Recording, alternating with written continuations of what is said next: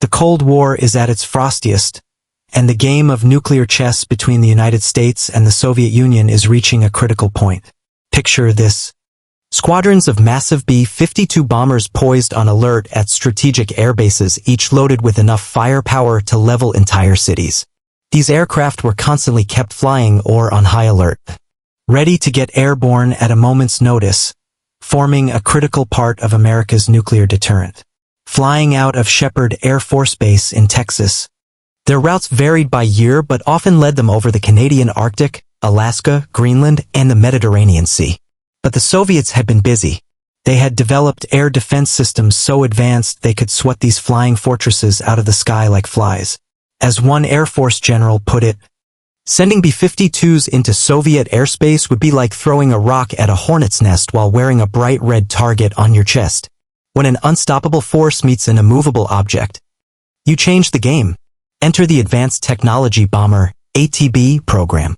Its goal, create a bomber that could slip past Soviet defenses like a ghost, delivering its payload before the enemy even knew it was there. Like trying to build an invisible elephant, seemingly impossible, engineers were left scratching their heads. But this wasn't just about military superiority, it was about preserving the delicate balance of power. Nuclear deterrence relies on the ability to strike back. If the Soviets believed they could neutralize America's bomber fleet, the risk of a first strike increased dramatically. Unbeknownst to most, the solution had already been dreamed up decades earlier, and then quite literally smashed to pieces. Rewind to 1946. World War II is over, and while most of America is focused on rebuilding, one man is obsessed with a different kind of construction. Jack Northrop.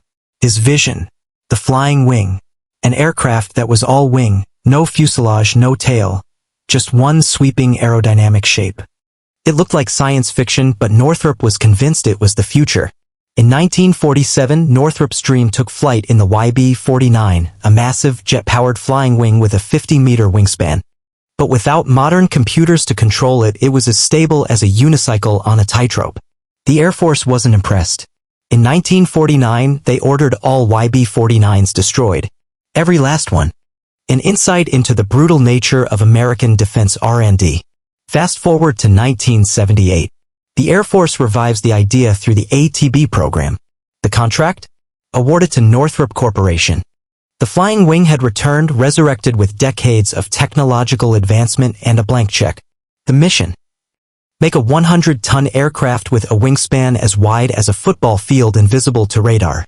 Let's talk about that iconic shape. The B-2 looks like it flew straight out of a sci-fi movie. And it did, sort of.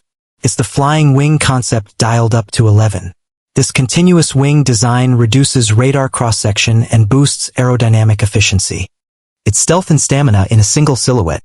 Then there's the skin, not paint armor.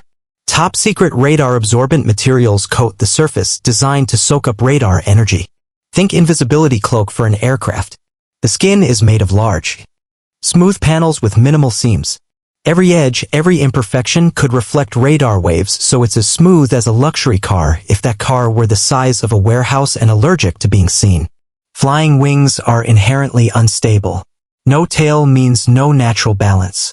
To fix this, the B-2 uses an advanced fly-by-wire system, a computer that makes constant micro-adjustments to keep it level.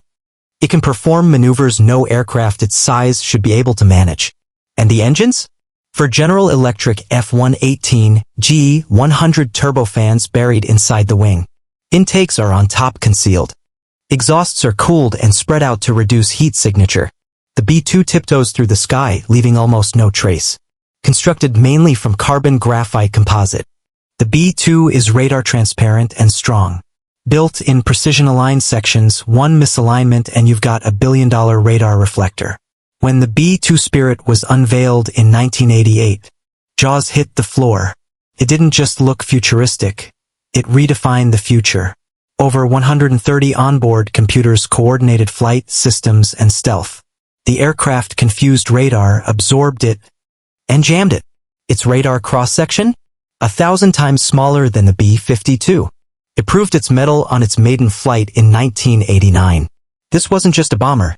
It was the culmination of Jack Northrop's dream and 4 decades of technological evolution. The Spirit became a symbol of American air dominance. But capability is more than stealth. The B-2 can carry 20 tons of ordnance, including 8,500-pound GPS-guided bombs or the 15-ton GBU-57 massive ordnance penetrator. It flies over 11,000 kilometers on one tank and with refueling. Its range becomes effectively global, cruising at 901 kilometers per hour and reaching 50,000 feet. It's not about speed, it's about reach, silence, and precision. Operated by just 2 crew members, it uses systems so advanced they can navigate by stars if GPS fails. The B-2 operates in all conditions, day or night. Terrain-following radar allows it to hug the Earth, avoid detection, and strike deep. But all this comes at a cost. About $2 billion per unit. Only 21 were built. Maintenance, upgrades, and its sensitive stealth coating require constant attention. Is it worth it? Supporters argue that the B-2's unique capabilities justify every cent. It's unmatched in reach and precision. But even legends must evolve. The B-21 Raider is on the horizon. Smaller, cheaper, more maintainable, and even more versatile. The B-2 Spirit remains a masterpiece of aviation and a monument to innovation.